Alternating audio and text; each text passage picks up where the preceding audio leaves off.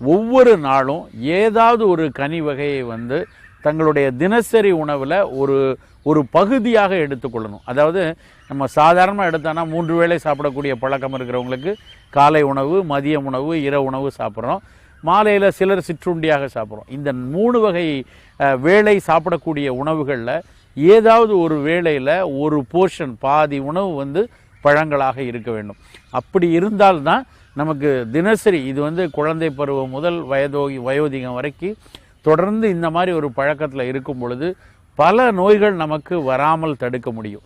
இன்றைக்கி வந்து என்ன சொல்கிறோன்னா திரும்ப prevention is better than cure அப்படின்னு சொல்கிறாங்க. அதாவது நோய் வராமல் தடுப்பதற்கு தான் அத்தனை முயற்சிகளும் இருக்குது.